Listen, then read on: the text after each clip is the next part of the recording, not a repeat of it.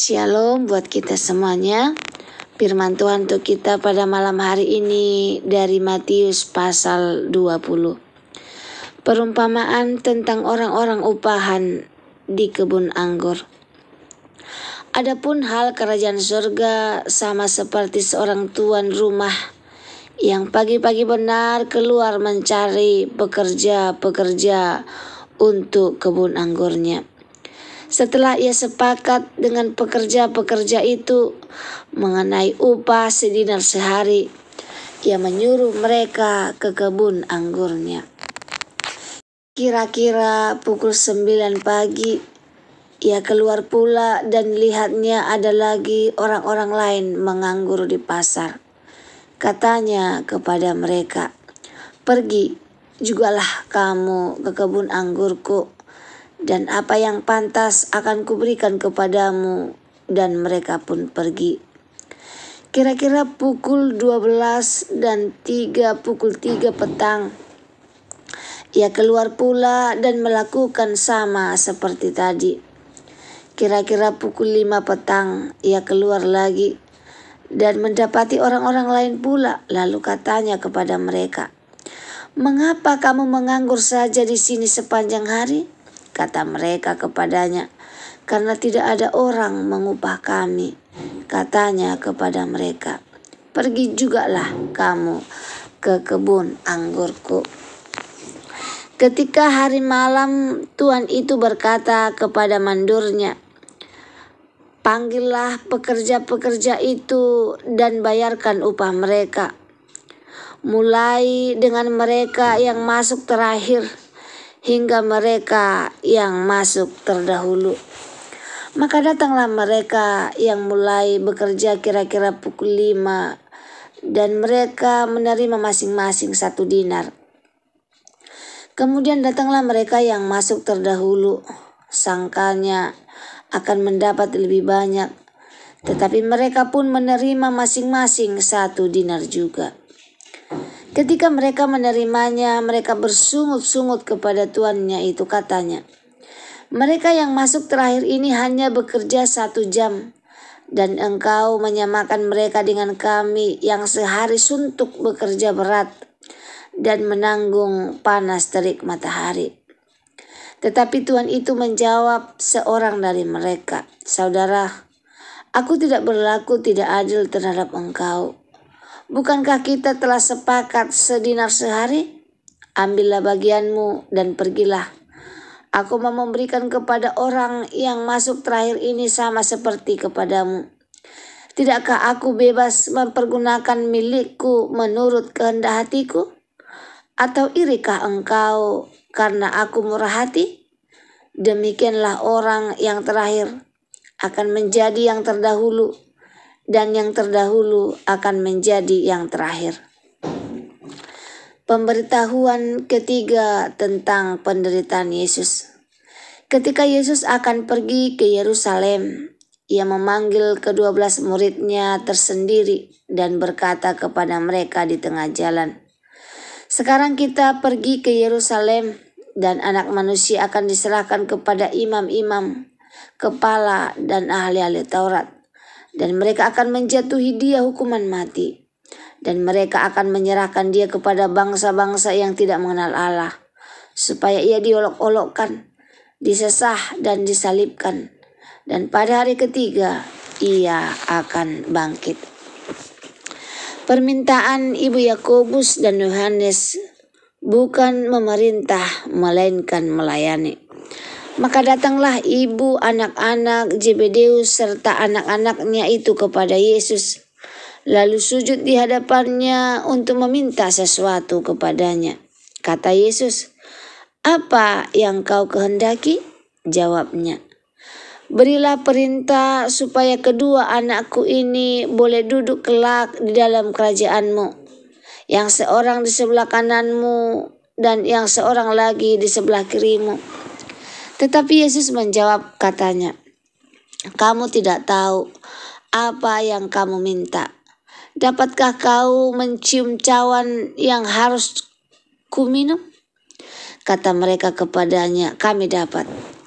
Yesus berkata kepada mereka, cawanku memang akan kamu minum. Tetapi hal duduk di sebelah kananku atau di sebelah kiriku, aku tidak berhak memberikannya. Itu akan diberikan kepada orang-orang bagi siapa Bapakku telah menyediakannya.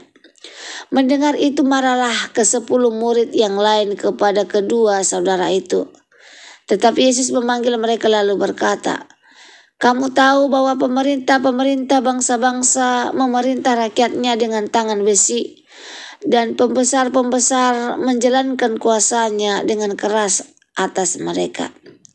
Tidakkah demikian di antara kamu? Barang siapa ingin menjadi besar di antara kamu, hendaklah ia menjadi pelayanmu.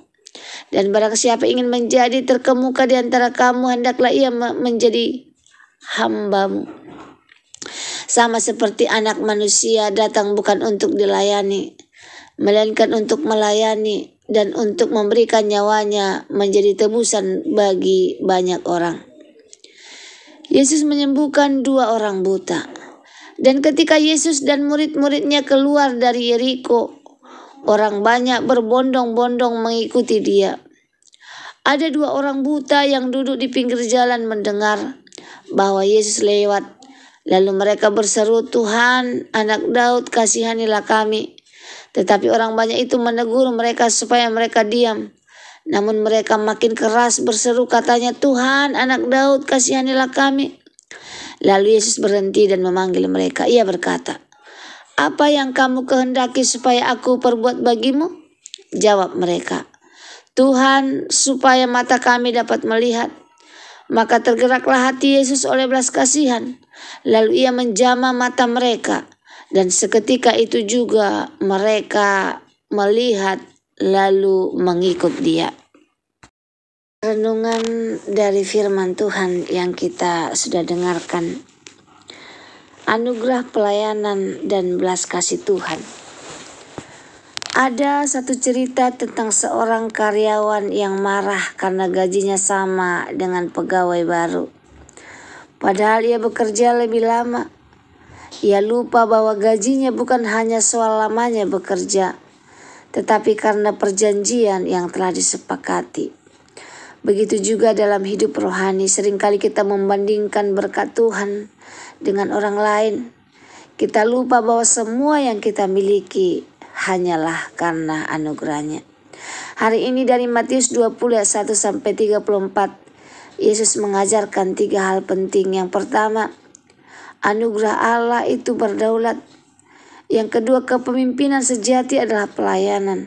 Yang ketiga, jangan berhenti berseru kepada Tuhan. Kita pelajari satu persatu. Yang pertama, anugerah Allah itu berdaulat, ayat 1 sampai 16.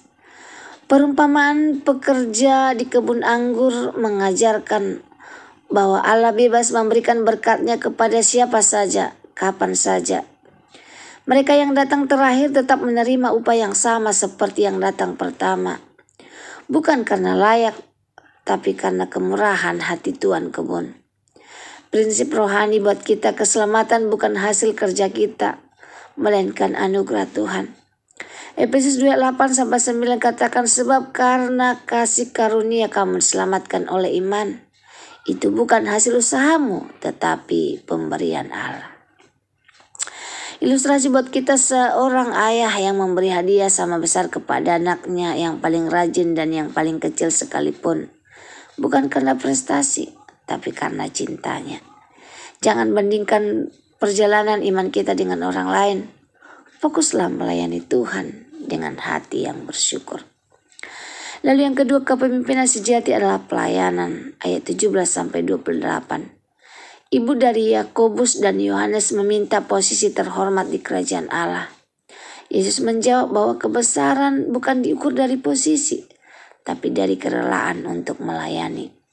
Yesus sendiri datang bukan untuk dilayani, melainkan untuk melayani dan memberi nyawanya. Filipi 2 ayat 3-4 katakan, janganlah melakukan sesuatu dengan mementingkan diri sendiri atau dengan kesombongan.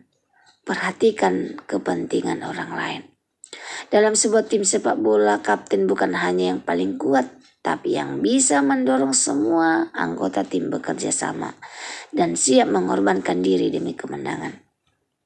Di dalam keluarga, gereja, dan pekerjaan mari kita memimpin dengan teladan, bukan dengan otoritas semata. Ukuran keberhasilan rohani adalah seberapa banyak kita melayani, bukan seberapa tinggi posisi kita. Yang ketiga, jangan berhenti berseru kepada Tuhan. Ayat 29-34. Dua orang buta berseru memanggil Yesus meski ditegur orang banyak. Mereka tetap berseru lebih keras dan Yesus tergerak oleh belas kasihan lalu menyembuhkan mereka. Prinsip rohaninya bahwa doa yang tekun dan iman yang tidak menyerah menarik belas kasih Tuhan. Yeremia 3:3, berserulah kepadaku, maka aku akan menjawab engkau. Seorang anak kecil yang tidak berhenti memanggil ibunya saat takut sampai ibunya datang. Begitulah kita harus mencari Tuhan. Dalam kesulitan jangan diam, teruslah berseru kepada Tuhan. Jangan biarkan tekanan orang lain membuat kita berhenti mencari Tuhan. Matius 20 mengingatkan kita, anugerah Allah itu berdaulat, kita hidup karena kemurahannya. Kepimpinan sejati adalah pelayanan, kita dipanggil untuk mengutamakan orang lain. Jangan berhenti berseru kepada Tuhan, Dia penuh belas kasihan. Mari kita melangkah dengan hati yang penuh syukur, tangan yang siap melayani, dan mulut yang tidak lelah untuk berseru kepada Tuhan. Semoga firman Tuhan hari ini menjadi berkat bagi kita. Terima kasih, Tuhan Yesus memberkati. Shalom.